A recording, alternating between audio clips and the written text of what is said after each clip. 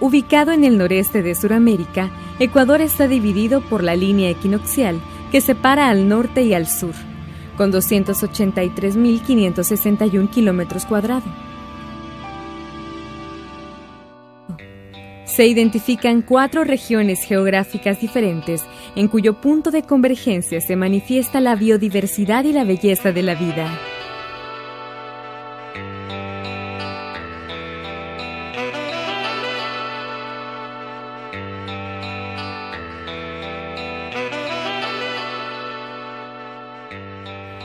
Ecuador, país de inigualable belleza natural, gente amable y hospitalaria, riqueza histórica y cultural. Cuenta con singulares contrastes naturales, históricos y políticos.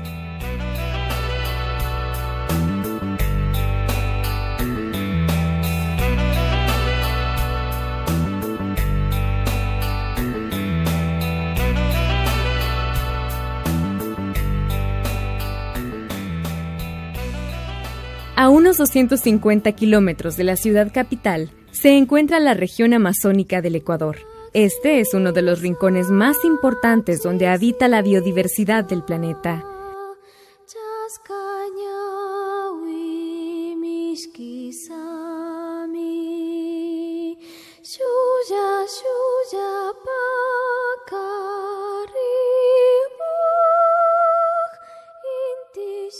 La Amazonía ecuatoriana contiene el 10% de las especies de plantas que existen en el planeta y el 18% de especies de aves, prioritaria para la conservación de la biodiversidad. En ella se han asentado ancestralmente 10 de las 14 nacionalidades indígenas de Ecuador. Este almácigo de vida se encuentra amenazado por la mano de la injusticia, la mala praxis, la polución provocada por el ser humano y la gran industria, quien irresponsablemente, escudado en el estandarte del desarrollo, olvidó que la madre naturaleza también vive, respira, habla, enferma, muere y clama justicia.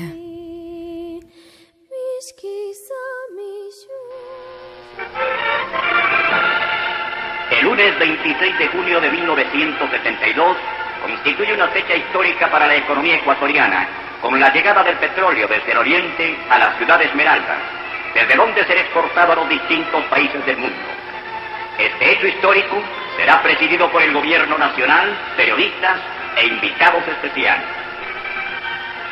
Desde el aeropuerto Mariscal Sucre parten para Esmeraldas los funcionarios de las compañías petroleras Texaco y Gulf, señores John F. Caston e ingeniero Bernardo Díaz, en vuelo especial para recibir a las autoridades e invitados.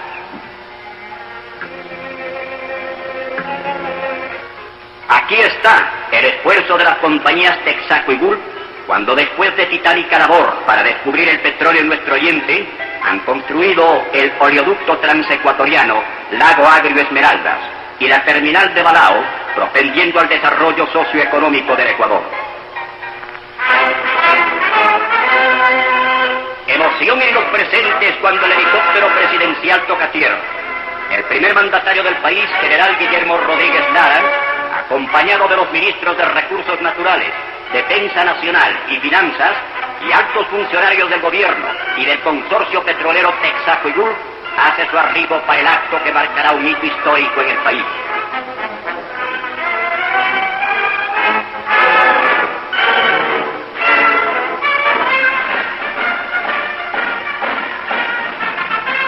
El señor ministro de Recursos Naturales presencia junto con el jefe del Estado y el pueblo allí congregado cómo el oro negro va llenando el barril que con madera también del oriente ha sido construido para esta gran fecha.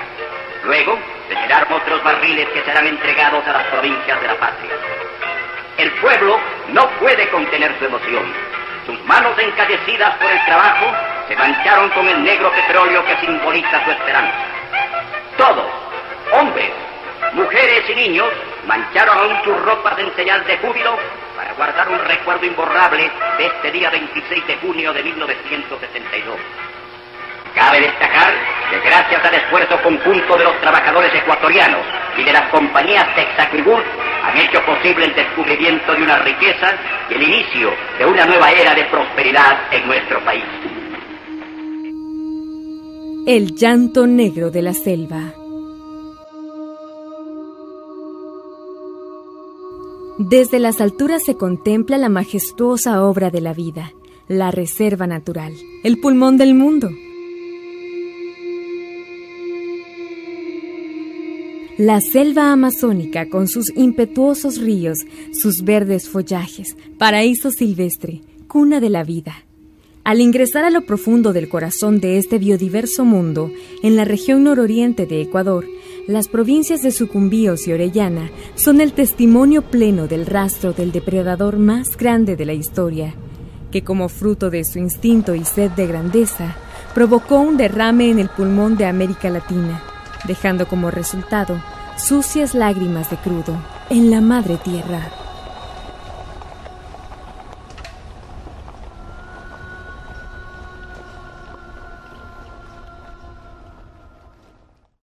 En 1964, al amparo de una concesión hidrocarburífera suscrita por la dictadura militar de Ramón Castro Gijón, llegaron los primeros perforadores de la multinacional norteamericana Texaco a la Amazonía ecuatoriana. Obtiene una concesión de 1.431.450 hectáreas para explorar y explotar petróleo. En 1967, luego de 3 años de abrir el bosque tropical con sísmica y torres, el gobierno de Otto Arosemana festejó la primera perforación exitosa. El año 1972 se reduce el área de concesión a 431.355. Se crea la Corporación Estatal Petrolera Ecuatoriana CEPE y se inaugura el sistema de oleoducto transecuatoriano SOTE, que une el Lago Agrio con Balao.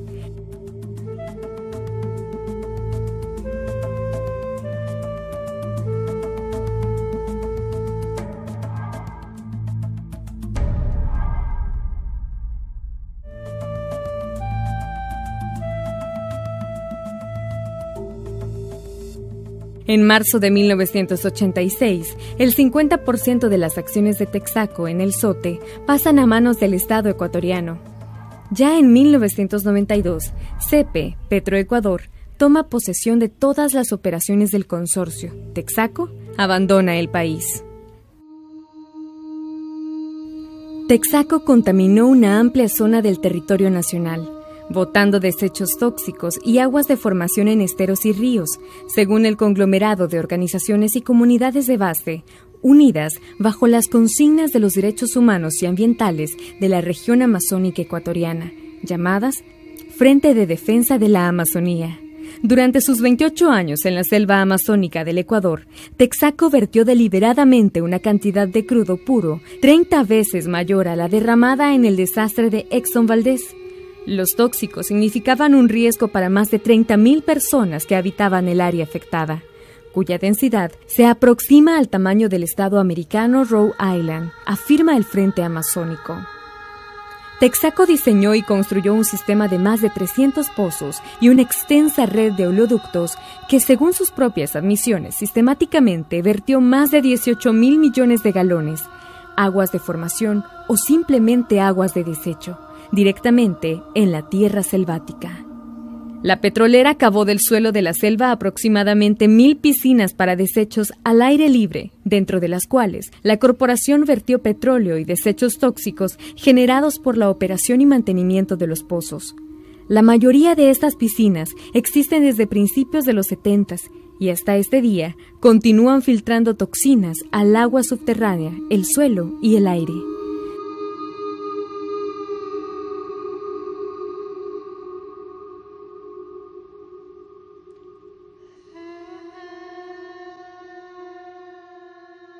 Dolor, llanto y gemidos de la madre tierra, el pulmón del mundo respira polución y exhala crudo.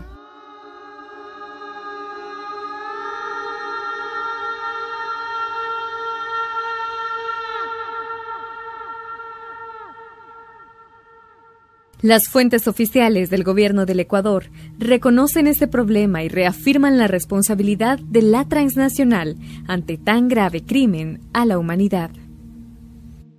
El presidente Rafael Correa no está interfiriendo en el caso Lago Agrio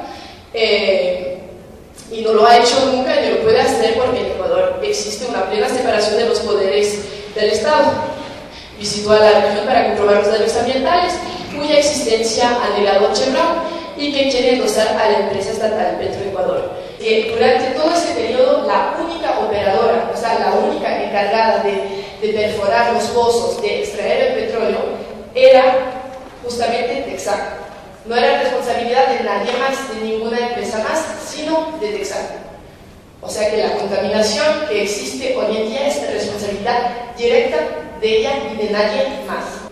¿Qué va a hacer el Estado ecuatoriano para mitigar o remediar la desgracia que ya padecen los habitantes de Sucumbíos y de La Guadra y toda esa parte? Si Chevron no paga, si vamos a hacer una remediación. De hecho, ya existió un plan de remediación. Los ciudadanos afectados no quieren.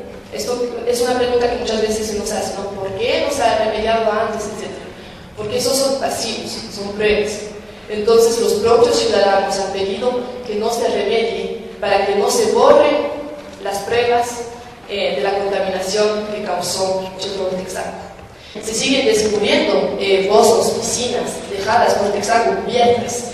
Entonces, en esas donde Petroecuador nunca operó, ahí es donde van a poder encontrar las pruebas que respaldan la defensa del Ecuador. Existen registros cuando se hicieron muchos de los estudios de las piscinas que dejó Texaco, en las que se ha logrado determinar hasta 12 metros de profundidad, ¿no? Estas piscinas bastante profundas que albergan como una enorme cantidad, un enorme volumen de crudo. El crudo es depositado directamente a la piscina, entra en contacto directo con el suelo y existe una probabilidad variable de que este suelo permita la filtración de todos los tóxicos que están en la piscina hacia los acuíferos subterráneos, si es que los hay. No en todos los casos existen acuíferos subterráneos, pero por las características de la cuenca amazónica, obviamente se piensa que la capa freática está bastante dispersa, es decir, se puede esperar una gran cantidad de acuíferos subterráneos debajo de las plataformas y debajo de las piscinas, ¿no? Entonces, esa es una de las primeras cosas que ustedes pueden evidenciar acá. No existe ningún tipo de capa que proteja el suelo.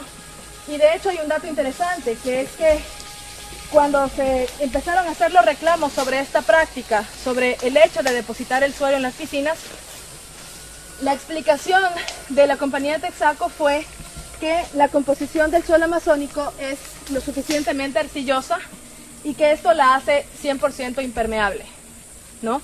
Entonces se decía que como todo el suelo amazónico es arcilloso y como toda la arcilla es 100% impermeable, no hay necesidad de colocar una capa protectora para el suelo.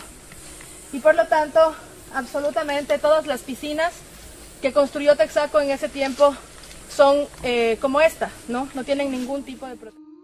Hoy por hoy, lo que algún día fue el lugar para muchas especies animales, terreno fértil para el cultivo de especies vegetales y el futuro de las comunidades, no es más que lagos de crudo cobardemente ocultos entre el follaje verde, el manto de la madre tierra. Piscinas de petróleo enturbian el paisaje del nororiente ecuatoriano. A los alrededores del Aguarico la realidad es complicada e inestable.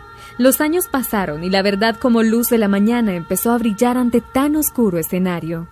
Luego que la Texaco, hoy llamada Chevron, abandonara el Ecuador ocultando sus acciones, siendo solapados por un gobierno que aprobó sus operaciones de remediación, el gobierno de turno liberó a la compañía de responsabilidad ambiental respecto a sus obligaciones con el Estado tras la firma de un finiquito que ponía fin a la lamentada concesión, pero no la liberó de su responsabilidad con respecto a terceras personas.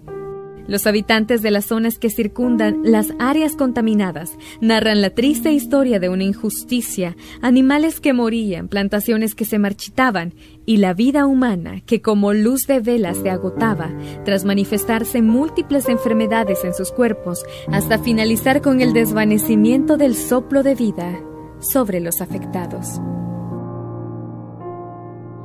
No sabíamos, sino que de la casa de Medardo abajito hay una piscina grande. Sí, y se juntaba agua y veíamos que los animales tomaban allí, como está cerquita, tomaban el agua.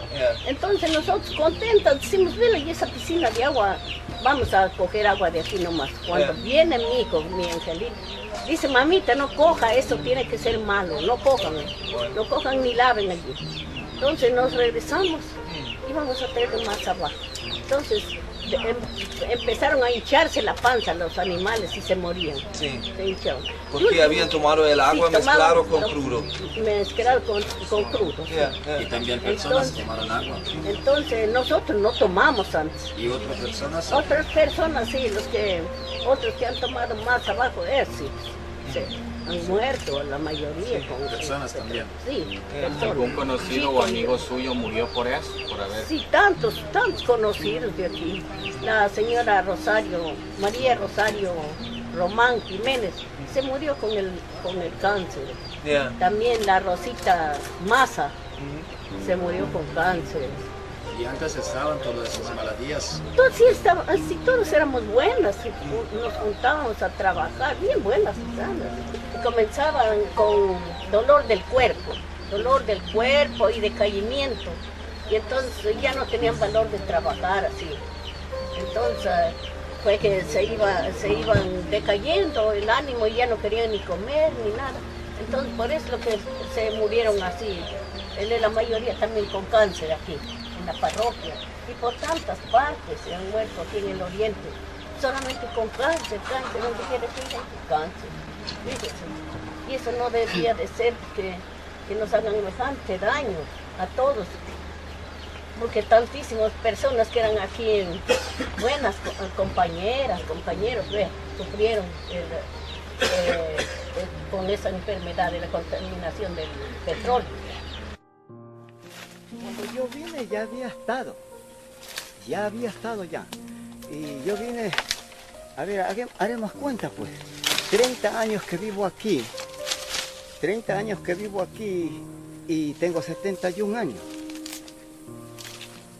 ¿Cuánto entonces yo he venido como de 39 años. ¿No le parece? Y ya estaban las cosas así como ya, se ven. Ya, sí, ya estaban. El ganado ya estaba muriendo. Claro, yo después que vine de aquí pusimos ganado y ya empezó a morirse, empezó a flaquearse. Se murieron unas 2 lindas vacas, se murió 2 caballares. Personas no han muerto. Sí, claro, personas con dolor de estómago, menos de la noche a la mañana se han muerto algunas. No nos trataron mal, ¿no? Pero nosotros, como no sabíamos nada, decíamos, bueno, tienen pozo y nada más. No sabíamos que esto ha sido dañino, pues. Después, ya cuando empezamos a enfermarnos por el agua, ahí nos dimos cuenta. Pero ya era tarde cuando ya las cosas se acabó, por decirlo así. Según múltiples estudios realizados a inicios de este milenio, la contaminación ha causado grandes daños en el desarrollo de las comunidades. Los recursos hídricos del nororiente ecuatoriano han sido severamente afectados por las actividades petroleras. El agua que la población de la zona utiliza a diario y de la cual depende para subsistir, contiene cantidades significativas de contaminantes. Generaciones que no conocieron el antiguo y bello Nueva Loja, sino un fétido y moribundo lago agrio. Mire, este es parte del petróleo que está aquí taponado, de la remediación supuestamente que hizo Texaco. Esto como quedó debajo de la tierra taponado, ahora está saliendo para afuera a la superficie. Es porque esto contiene químicos, le digo. Y entonces el rato que se inflama, con el sol se inflama con la temperatura y comienza a salir hacia afuera, mire. Y esta es la cruda realidad que la que vivimos. Y además le digo de todas las aguas de formación que botaron a lo largo y ancho de las vías. Y yo estoy tan seguro de eso, le digo, porque yo fui trabajador de la compañía. El cáncer, como uno de los factores de muerte, aparece como un factor común en las zonas afectadas. Así lo aseguran los vecinos de este lugar. No existen estudios actuales que así lo comprueben con certeza. Sin embargo, para 2001, un estudio publicado por el Instituto de Epidemiología y Salud Comunitaria, Manuel Amunarriz, de Ecuador, y por la Unidad de Epidemiología Ambiental de la Escuela de Higiene y Medicina Tropical de Londres, revelan en base a un estudio realizado en San Carlos que hay evidencia severa de contaminación de las fuentes de agua y un aparente exceso a la morbilidad y mortalidad por cáncer en el pueblo de San Carlos. El exceso de cáncer podría estar vinculado, como la gente local sospecha, a la contaminación del medio ambiente por los contaminantes tóxicos proveniente de la producción de petróleo. No se puede afirmar o desmentir la aparición de enfermedades las cuales no han sido investigadas científicamente a través de estudios profundos. Sin embargo, podemos limitarnos a escuchar la voz de los que en realidad sufren las consecuencias de un flagelo a la selva amazónica de tan grande magnitud. La investigación sobre las consecuencias medioambientales sigue en proceso. La remediación del recurso natural y de la vida humana sigue siendo aún una deuda con el pulmón de América. Un recorrido por las zonas afectadas permite verificar el daño ambiental, flora que agoniza, la ausencia de especies de la fauna silvestres oriundas de la zona, un fétido olor a derivados del petróleo, aguas superficiales negras, pantanos peligrosos, petróleo por doquier. Hoy por hoy, la petrolera asegura que ellos realizaron la remediación y que todo se trata de una estrategia para estafarles. Sin embargo, no se trata de buscar culpables, se trata de hacer oír la justicia, la cual es incorruptible e inviolable. La gente habla, la naturaleza se manifiesta y exige justicia. Los pobladores del nororiente ecuatoriano aseguran que la batalla es ahora, es hacer que Chevron pague y conseguir con esos fondos la definitiva remediación de la Amazonía. Por favor, sean humanos, porque pienso de que ellos no son humanos y que dejen de ser, les digo, ciegos de conciencia, yo eso les dijera. Y que ese dinero que tienen que pagarlo por justicia no es para nadie de nosotros, es para que se haga la remediación ambiental. Y se hagan proyectos, les digo, por ejemplo, de la misma agua que necesitamos. Y si me toca dar la vida, no importa, porque para eso mismo estamos.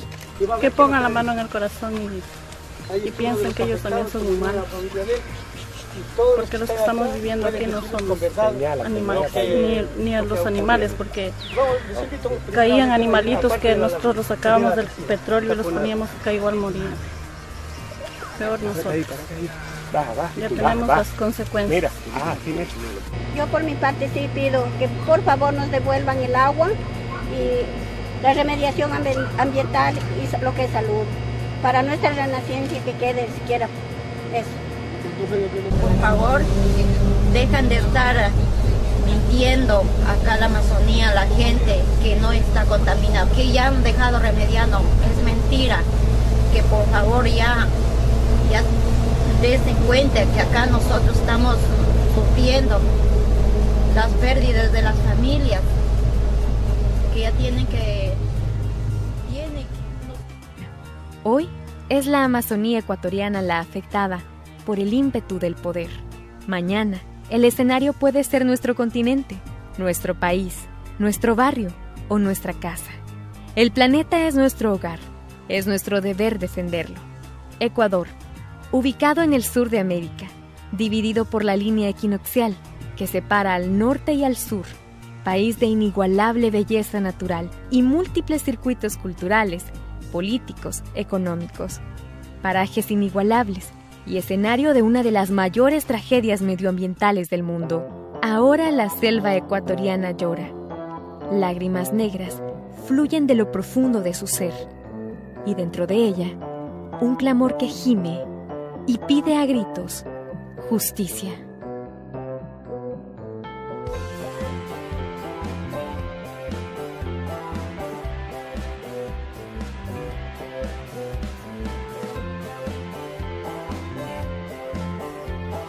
El llanto negro de la selva.